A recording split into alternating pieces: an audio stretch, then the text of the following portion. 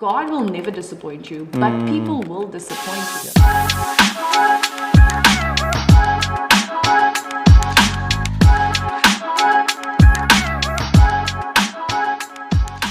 Good day, family. Welcome to the first episode of Truth Be Told. Where you will know the truth and the truth will make you free. Come on, we got a great topic for you today. We are speaking on how to heal from church hurt. 100%.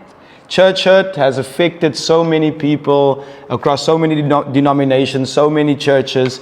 And truthfully, in this podcast and throughout all the episodes that will come out, we want to address topics that are not really spoken about in churches. And so one of the topics we want to touch on today is, how do I get over, or rather, how do I heal from church hurt? And I want to ask Pastor Lou, in your experience as pastoring a church for the last 4 years, what have you encountered as you've spoken to people about church hurt and some of the things they have told you and experienced and so on?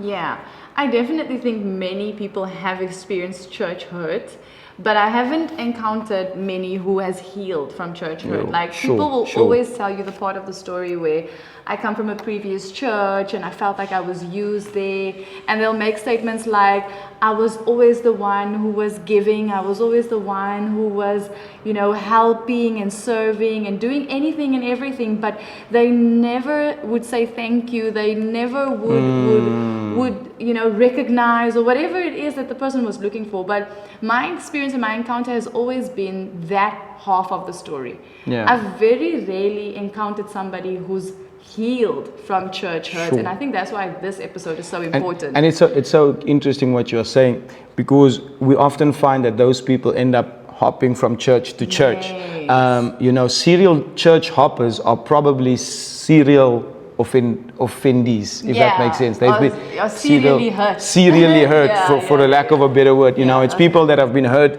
so much that they go from church to church. Yeah. And I've seen it now in the time that we've managed to pastor, and the Lord has blessed us, is that they come in, they sit, they've got these big walls up, and it's very difficult to break through them, because wherever they come from, the hurt is so deep and it's so painful. And so I hope this episode, if this is you, maybe you've been hurt in church, and I hope this episode will address some of those things. And I want us to jump right into it. How do we deal with church hurt? And I think the best place to start is, what is the origin of church hurt? And I believe truly the origin of church hurt is people forgetting that they are dealing with people. Yes. I think often that is the big thing. People forget that they are dealing with people. I agree. People, I think, like you just said, I believe that church hurt originates from the fact that people misconstrue people for God. Yeah. They forget that they are doing these things for God, it's unto powerful. and through people. Yeah. And then they expect people to have a God-like response to the things they've done. So it's exactly like you said. It's that you are dealing with people. Sure. And God will never disappoint you, but people will disappoint you. Yeah, that's true. And what I've realized is, when I speak to people, I want to challenge you. Listen to people that have said they've been hurt in church. 90% of the time, it doesn't sound like people intentionally went out of their way to hurt them. Most often than not, you are a casualty of war. You're a casualty of a situation in church. Perspective. Yeah. Maybe you come from a background where in your past you had to deal with a lot of rejection, and because in church it wasn't done intentionally, but as church culture is, sometimes it could look like people are forming cliques and you are not part of the clique, and so it hurts you. And so I think the first underlying thing that we need to deal with is that church consists of people, and people innately are flawed. Yes. I think when we get that right, and we understand that people are not perfect, in fact, somebody once said that when people come into church, church should be treated as a hospital. It's a bunch of broken people, beat down people, battered people that are coming to look for an answer and look for healing. And you can imagine that if people are hurt, we know hurt people end up hurting other people. And so when you have that understanding, I'm in a place where I'm also dealing with fellow Christians and fellow believers that are probably also going through some things. Yes. And so the Bible says that one of the fruits of the Spirit is that you must have patience. And then secondly, not really spoken about today, Pastor Lou, is long suffering. Yeah. is the ability to suffer long. It's the ability to endure. Is to say, listen, I understand this person is going through something. Then I believe maybe the second bedrock or foundation is, I don't know if you would agree, is that people often feel abused and used in churches. That's true, especially because the church is not like a business or the world. Yeah. It's not like I'm going to get a salary per se. Not that it's not the case, but you know, especially in a serving capacity, I can understand why people tend to feel abused, because it's like you're giving, and where a worldly system would have rewarded you with a salary or whatever the case may be. In the church, you might not necessarily see that reward now. However, I think the idea or the truth that goes out of the window is that in church, when you are giving, doing, pouring out, you're doing it, as the book of Colossians will tell you, heartily unto the Lord. Come on. And so the hurt comes in is when you start looking at men to reward you for something that the Lord will reward you for. That's powerful, you know, because all men can do is give an award. Yes. But God rewards. You know, men awards, God rewards. And I've seen this, that over the years, and in the churches I've managed to serve in over the years, is that almost there's an expectation of people that, Pastor, if you see me serving all the time, there's an expectation that I should have a bit more say in church. Yeah. There's an expectation that I should be able to do a bit more in church, or dictate some of the things a bit more in church. And so it's almost serving with an agenda. Yeah. Every time, serving is not out of a pure place, I believe. Personally, when you are not serving, like you said, for the reason I'm doing this as I'm doing it unto the Lord, it almost becomes self-serving. Yes. And anything that is self-serving is selfish and will lead to hurt, because you will end up being disappointed and disgruntled, but they don't see me, and Pastor, did you see me? I put this whole event together, why am I not getting the recognition? I mean, I know of some cases, Pastor, where someone can do something for the church while the pastor is going about thanking people and saying thank you so much for serving, and he's thanking people, and they forget to mention this person's name. Not because they have intentionally or have disregarded that individual, but rather that maybe in that moment they forgot. And again, it comes to the fact that we must remember that we are dealing with men. Yeah. We really have to stop having a God-like expectation. We cannot hold men to God's standard. Yeah, we should stop having a God-like expectation of men. Yeah, right? 100%. Like, we cannot be in a place, especially because of the statement you made earlier, we're all people who are just journeying with God. We're all people who are striving towards the mark of the high calling. We are all people, whether you're in the leadership or just the new believer, we're all people at the end of the day. Yeah, and so we cannot shove people into this expectation that we have of God, you know. And I think that's what the Bible is always so clear when it comes to serving. It always tries to point us back to the fact that we have to keep our eyes on the Lord. Yeah, do it wholeheartedly unto the Lord, Yes, and even in the book of Thessalonians, 1 Thessalonians 2, Paul is writing to the church, and he's basically telling the church in Thessalonica, we were so ill-treated in Philippi. But we thank God that He gave us the courage to continue to preach the good news. And because of this action, you know that we didn't do this for deceit or conceit or for self-benefit. And I think it's such a beautiful statement, because you can see his frame of mind here is that everything he does in the space or for the sake of the gospel, it's irrespective of how the people are treating him. He is still going to continue serving the Lord wholeheartedly. He in this statement, because he could have been so hurt by how the people in Philippi treated him, however they treated him. Right? The scripture here says, we had been treated at Philippi just before we came to you, and how much we suffered there. Yet our God gave us the courage to declare His good news to you boldly, in spite of great opposition. So you can see, we were not preaching with any deceit or impure motives or trickery. So again, it just reminds us that when we are serving, a great way for you to guard yourself from church hurt is to remember that in the church you expressing your gifts, you serving in ministry, you doing, the best you can, giving, all of those things, you're doing it unto the Lord. Yeah. And I also just want to add to that often, maybe you are watching and you're one of the people that feel like they're abused in church. You've left church because you felt like everything the church always wanted to do, they came to you and nobody really gave you recognition. I want to just add, from a natural, being a pastor myself, and this is truth be told, and I want to tell you the truth. The fact that the pastor always came to you, or could have possibly come to you, was because as a pastor, my wife and I are pastors, and we go to people that are willing.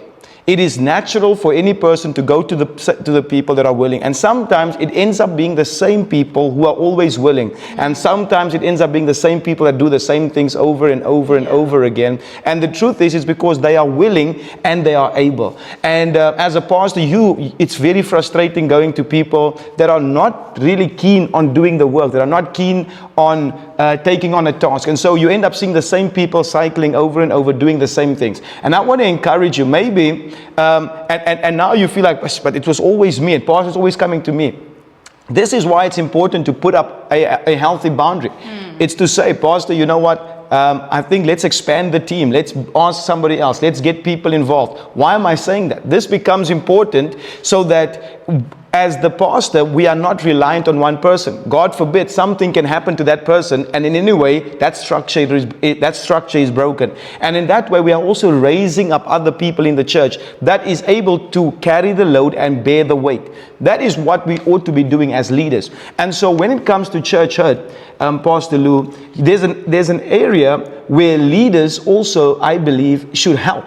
Yeah, I believe that, often when it speaks about church hurt, it's easier for pastors to stand on the pulpit and to preach and to say, don't be offended and don't catch offense and do this and do that. And we forget the role that we play as pastors in the setup of an environment to help people not feel abused and used. I know of pastors that are but I know that the culture of some churches are that the people serve the pastor's vision, and the pastor never really gives back into the vision of those people.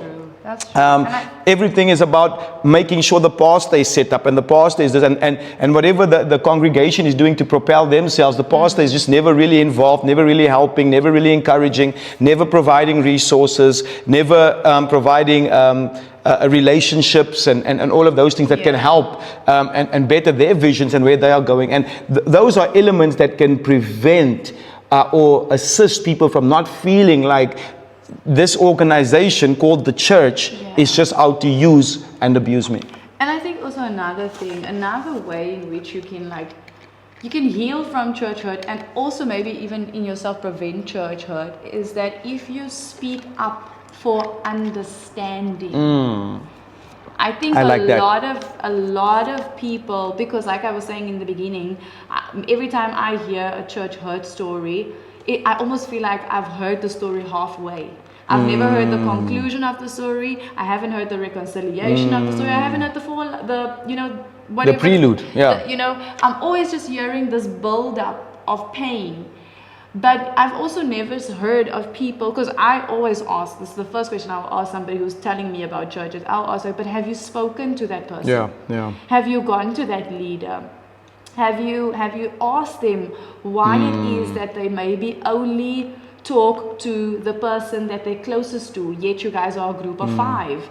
Is there a reason why they only come to you, or they maybe when they get to you in a discussion they talk harshly? Is there something happening there? I think a lot of people, especially when it comes to church hurt, they don't speak up timeously. So you sit there and you harbor the situation, and the enemy is so slick, because one incident happens, and you know what? If you just spoke up on that first incident, you guys would have been fine. But now you don't speak up. Now, something that could look like an incident happens. But because you have not spoken up on the first incident, you believe the second incident was targeted at you. Yeah. And you allow the enemy to just play with your mind and change your thought patterns, and all of a sudden everything that they do is viewed out of the lens that you created, of the pain that they did. Of the first situation. Yeah, and truthfully, if you would just speak up and communicate and say, I don't really like that you said that, I don't really like that you did that, you could avoid. You see, the problem with Christians, and I can be very honest, and I've seen this, is that we think not speaking is being godly. You think not mentioning that something hurt you, or something offended you, or something touched a nerve is you think keeping quiet is you showing patience. No, you keeping quiet, and because truthfully, if you're going to keep quiet and just let it go, great, you've shown patience and long suffering. But if you keep quiet and keep it,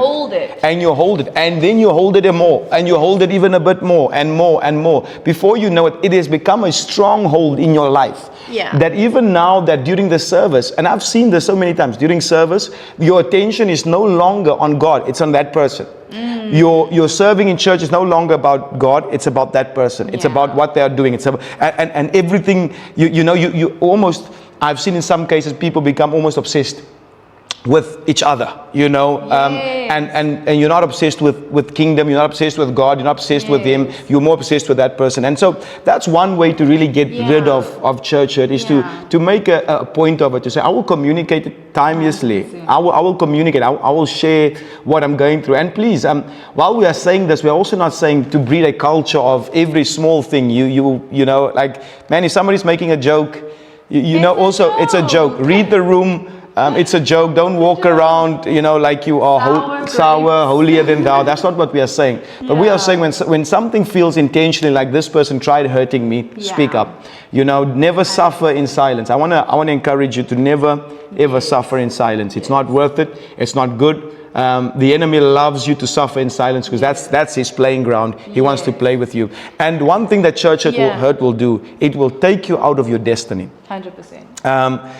God has used His instrument to bring change into this world. He has used the church. He says, and I will build my church. And then He says, and the gates of hell shall not prevail. He has ordained the ecclesia and the church to build and to do what He has planned for this earth. And so whatever God wants to do, He's going to do it through His local assembly. He's going to do it through the fivefold ministry who He has sent for the church. Apostles, pastors, evangelists, teachers, and pastors. So He has the fivefold ministry set for the church, and He's going to work through them.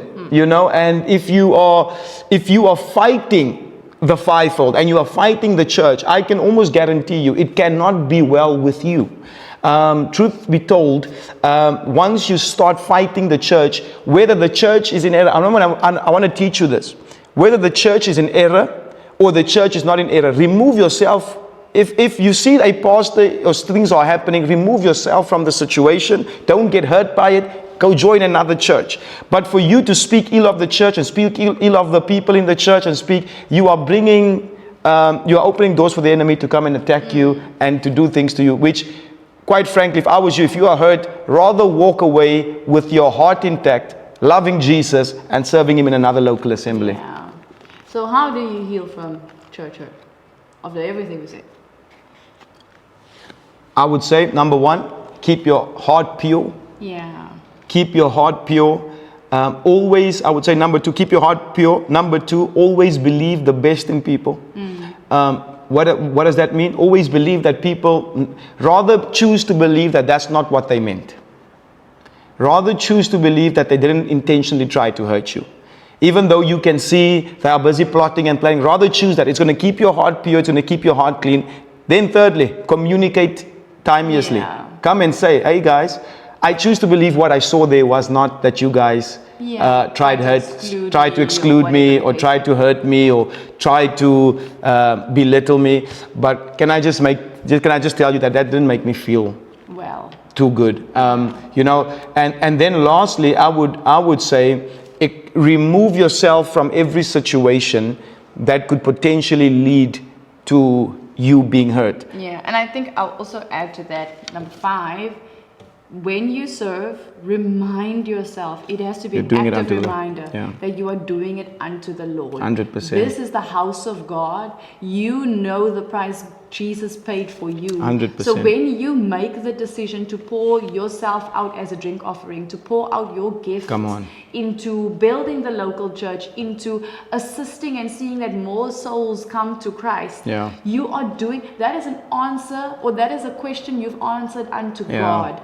And remember that. Remember that when you are serving, you are doing it heartily unto the Lord. That's really it, you know. Very basic solutions that can help you to deal with church hurt. And we hope this helped you, and we hope to see you in the next episode. God bless. God bless.